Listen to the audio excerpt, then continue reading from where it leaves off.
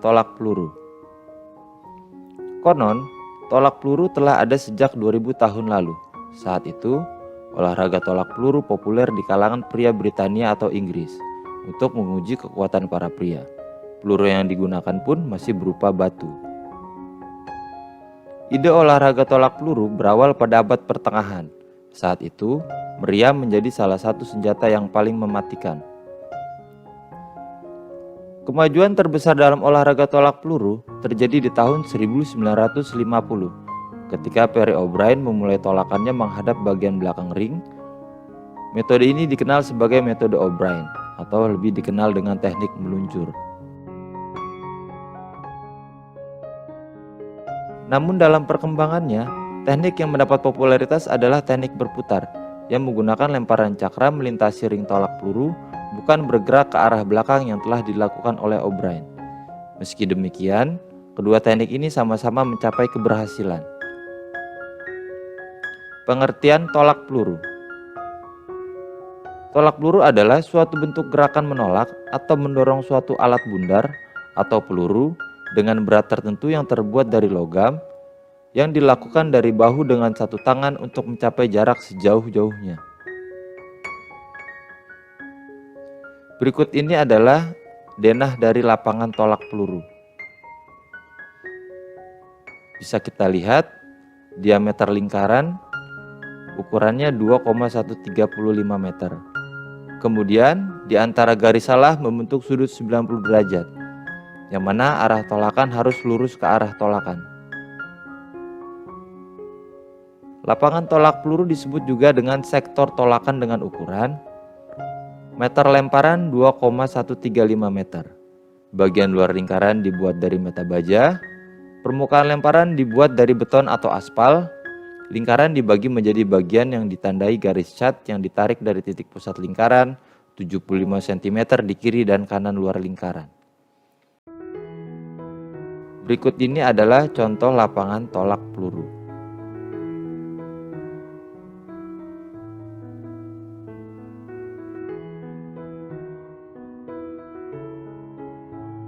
Berikut ini adalah peluru yang digunakan untuk olahraga tolak peluru, yang mana dibagi menjadi dua jenis, yaitu ada jenis untuk training dan ada jenis untuk kompetisi. Bisa teman-teman lihat, mulai dari berat 2 kg, 3 kg, 4 kg, 5 kg, 6 kg, dan 7,26 kg.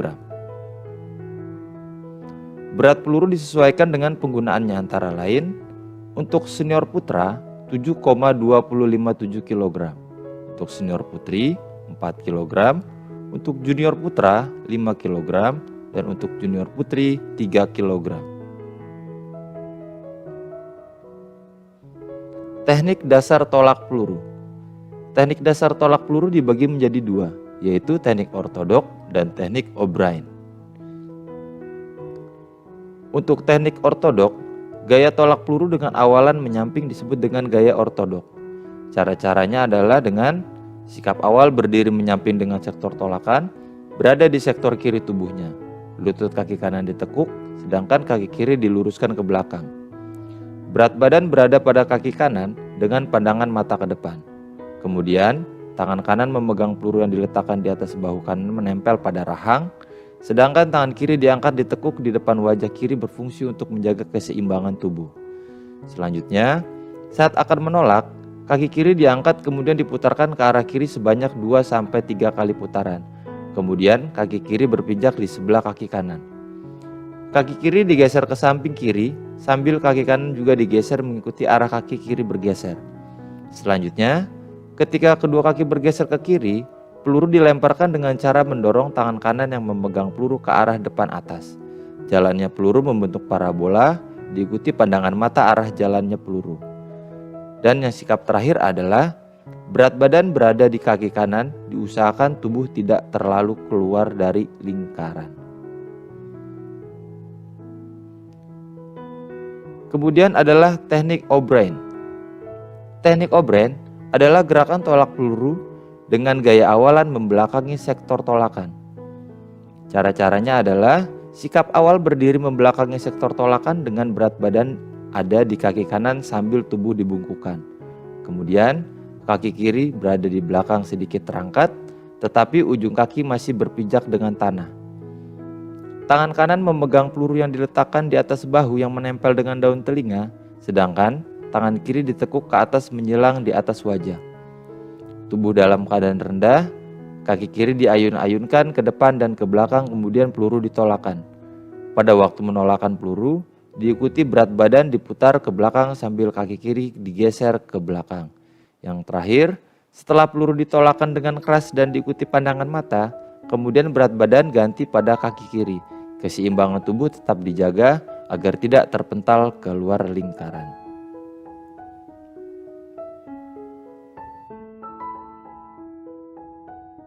Berikut ini adalah hal-hal yang harus dihindari dalam tolak peluru adalah sebagai berikut. A. Sikap awal yang tidak seimbang. B. Saat menolakkan peluru tidak disertai dengan gerakan melompat. C. Mengangkat tubuh terlalu tinggi saat meluncur.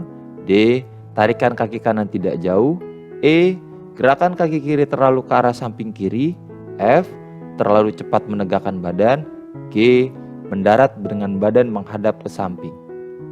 Selanjutnya, hal-hal yang harus diutamakan dalam tolak peluru adalah sebagai berikut. A.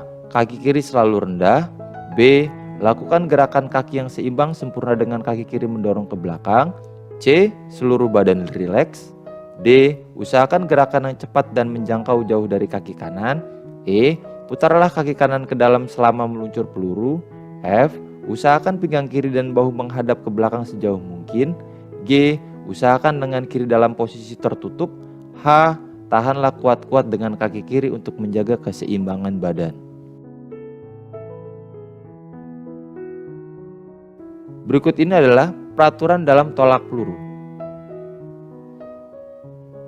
Para peserta tolak peluru akan dikatakan diskualifikasi apabila melakukan 1. Menyentuh balok batas sebelah atas. 2. Menyentuh tanah di luar lingkaran. 3. Keluar masuk lingkaran dari muka garis tengah. 4. Dipanggil selama 3 menit belum menolak. 5. Peluru ditaruh di belakang kepala. 6. Peluru jatuh di luar sektor lingkaran. 7. Menginjak garis lingkar lapangan. 8. Keluar lewat depan garis lingkar. 9. Keluar lingkaran sebelum peluru menyentuh tanah. 10. Peserta gagal melempar sudah 3 kali lemparan. 11. Menggunakan doping. Berikut ini adalah juri-juri dalam tolak peluru. Untuk menentukan pemenang, perlu adanya juri untuk memutuskan pemenangnya. Kemampuan wasit harus meyakinkan, serta penguasaan peraturan perlombaan dan pertandingan akan menunjang kelancaran jalannya perlombaan dalam tolak peluru. Wasit atau juri dalam perlombaan tolak peluru berjumlah 3 orang, yaitu juri 1, juri 2, dan juri 3.